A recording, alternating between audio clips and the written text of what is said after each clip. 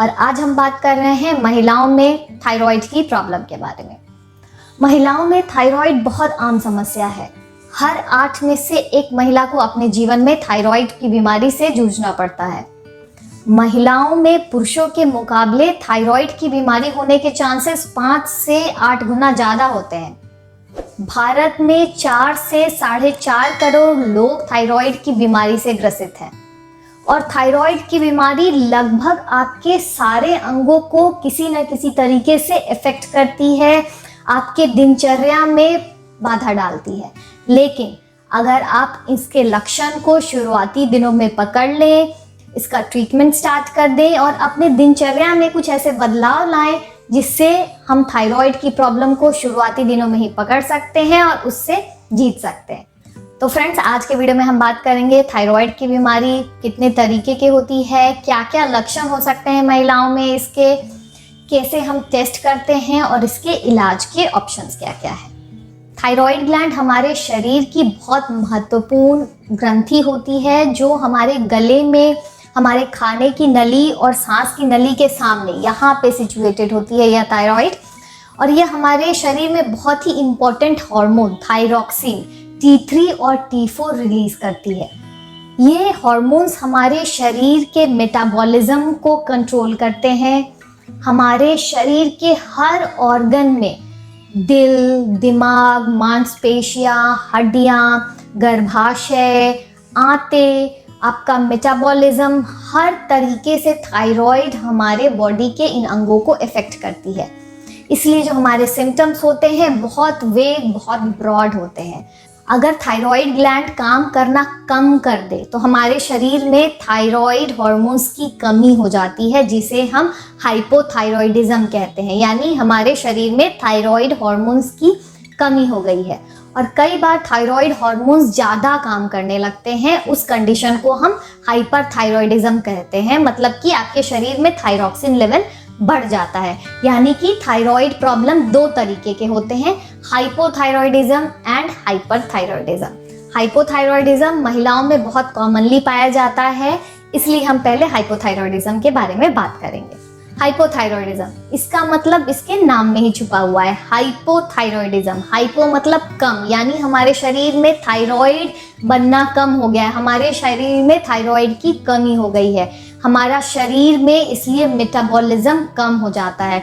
इसके जो मेन लक्षण हैं जो आप देखोगे, जो बहुत कॉमनली महिलाओं में देखने को मिलता है, वो है वजन का बढ़ना, शरीर में सूजन आ जाना, मोटापा, बाल झड़ने लगते हैं, स्किन में डिफरेंस आ जाता है, त्वचा अनहेल्दी हो जाती है, आपको कॉन्स्टिपेशन हो सकता है, मांसपेशियों में दर्द, हड्डियों में दर्द, महिलाएं जो होती हैं चिड़चिड़ी हो जाती हैं, भूलने की बीमारी आपको फील होगी कि आपने कुछ रख दिया सामान, आपको याद नहीं आ रहा है, इरिटेबल हो जाते हैं आप, डिप्रेस्ड हो सकते हैं। कई बार महिलाओं में कुछ भी सिम्टम नहीं होंगे, सिर्फ डिप्रेशन भी एज अ हाइपोथायराइडिज्म का सिम्टम प्रेजेंट करता है। सेम सिम्टम्स पुरुषों में भी हो सकते हैं।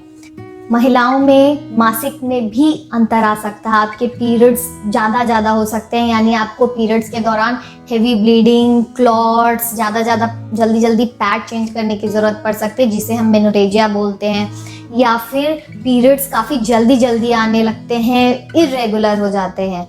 या महिलाओं में हाइपोथायराइडिज्म से इनफर्टिलिटी भी होती है, यानी आपको कंसीव करने में दिक्कत होगी, आप माँ बनने में आपको परेशानी हो सकती है।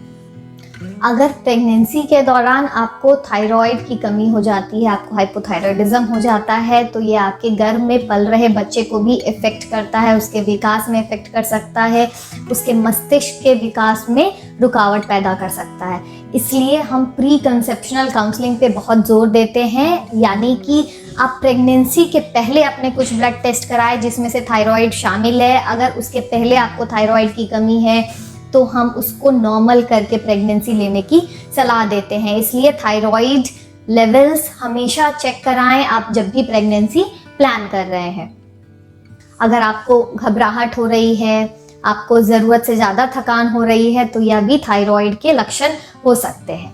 ऐसे में आप अपने डॉक्टर को तुरंत मिले। हम जो बेसिक टेस्ट कराते हैं उसमें है T3, T4 और TSH। T3 T4 thyroxine levels जो हमने अभी बात की थी, यह थायराइड रिलीज करती है। और TSH एक हार्मोन है जो हमारा ब्रेन रिलीज करता है थायराइड के लेवल्स को कंट्रोल करने के लिए, यानी कि इतना थायराइड रिलीज होना चाहिए, या TSH thyroid stimulating hormone decide करती है। तो अगर आपको हाइपोथायरॉयडिज्म है, आपके शरीर में T3 T4 के लेवल्स कम हो जाते हैं तो TSH बढ़ जाता है। तो फ्रेंड्स, अगर हाइपोथायरॉयडिज्म आपको डायग्नोज हुआ, यानी कि आपके शरीर में थायराइड के लेवल्स कम हो गए हैं, तो हमें क्या ट्रीटमेंट करना है? सबसे पहले हाइपोथायरॉयडिज्म में आपके जितने भी लक्षण होते हैं आपके शरीर में थायराइड की कमी की वजह से होते हैं। तो हमारा ट्रीटमेंट का टारगेट यही होता है कि हम उसको ऊपर से टैबलेट्स के फॉर्म में आपको ये रिप्लेस करते हैं। जैसे शरीर में आयरन की कमी होती है तो हम आयरन देते हैं, उसी तरीके से अगर आपके शरीर में थायराइड की कमी है तो हम थायराइड आपको दवाओं के फॉर्म में देते हैं। थायराइड की गोली लेते समय कुछ बातों का ध्यान रखना है। सबसे पहले थायराइड की गोली खाली पेट लेनी होती है, यानी कि सुबह उठ के सबसे पहला काम करना है आपको थायराइड की गोली खा लेनी है। लेकिन इसका मतलब ये नहीं कि आपने थायराइड की गोली खा ली और फिर चाय पी लिया। खाली पेट मतलब गोली खाने के 30 मिनट बाद तक आप किसी भी पेय पदार्थ या खाने का सेवन नहीं करोगे। फर्स्ट काम थायराइड की गोली लेनी है और आधे घंटे तक आपको कुछ नहीं लेना है। अगर आपका थायराइड कंट्रोल किसी एक पर्टिकुलर ब्रांड से हो गया है तो कोशिश करें कि जब भी नेक्स्ट दवा लें तो सेम ब्रांड की लें, इससे आपका कंट्रोल बेटर होता है। जब भी हम दवाएं स्टार्ट करते हैं थायराइड के लिए, उसके 6 से 8 सप्ताह के बाद में हम फिर से T3 T4 और TSH के ब्लड लेवल्स कराते हैं। अगर कंट्रोल जिस डोज पे हमने आपके मेडिसिन को स्टार्ट किया था उस डोज पे कंट्रोल है तो हम सेम डोज पे कंटिन्यू करते हैं। अगर ओवर करेक्शन हो गया है तो डोज को कम कर सकते हैं, या अंडर करेक्शन हुआ है यानी कि अभी भी थायराइड रेज्ड है तो हम धीरे धीरे डोज को बढ़ाते हैं। लोग अक्सर ये सवाल पूछते हैं कि एक बार मुझे थायराइड हो गया तो क्या मुझे ज़िंदगी भर थायराइड की दवा खानी होगी, क्या यह कभी ठीक नहीं होगा? Actually not always. यस, अगर आप अपने लाइफस्टाइल में चेंजेस लाओ, अपने खान पान में चेंजेस लाओ जिससे कि थायराइड हीलिंग हो, तो यह थायराइड की प्रॉब्लम से हम निजात पा सकते हैं। समय के साथ यह थायराइड की प्रॉब्लम समाप्त हो सकती है और आपको दवाइयों की ज़रूरत नहीं पड़ेगी। तो फिर नेक्स्ट सेगमेंट में हम फ्रेंड्स यही बात करेंगे कि हमें अपने खान पान में क्या बदलाव लाना चाहिए जिससे आपकी थायराइड की हीलिंग हो, आपका थायराइड अच्छे से काम करने लगे तो आपको दवाओं की ज़रूरत ना पड़े। एक बहुत कॉमनली पूछा जाने वाला सवाल है, मुझे थायराइड हो गया है, मैं क्या खाऊं क्या नहीं खाऊं?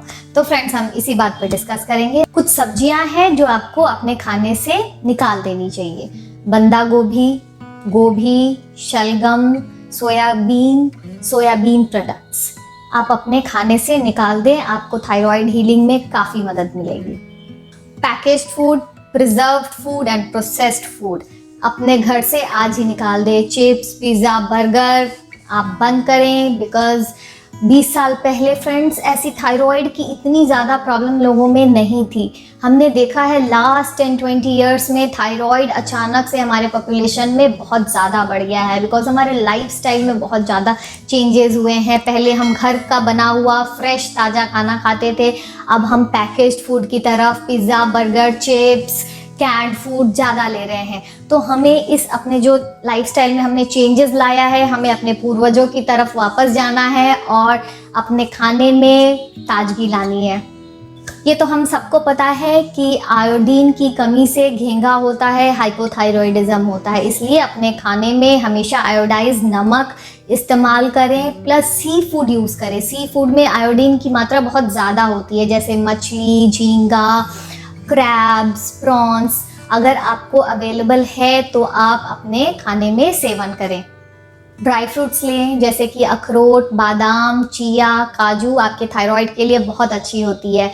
चाय, कॉफ़ी मिनिमम कर दें, ज़्यादा से ज़्यादा अगर कोशिश हो कि बंद कर दें। उसके बदले आप ग्रीन टी का सेवन कर सकते हो, धनिया की चाय का सेवन कर सकते हो। यह देखा गया है कि जो धनिया से हम चाय बनाते हैं, यानी उसको पानी में उबाल के अगर एज अ टी हम उसका सेवन करें तो हमारे लिए थायराइड के लिए बहुत अच्छा होता है। इन अ नटशेल बात करें तो घर का बना हुआ ताज़ा देसी खाना अगर आप लेते हैं और स्टाइलिश पैकेज फूड अवॉइड करते हैं तो हमें थायराइड में मदद मिलती है। सेडेंट्री लाइफस्टाइल अवॉइड करें, एक्सरसाइज करें, योगा करें, इससे आपको थायराइड हीलिंग में मदद मिलेगी।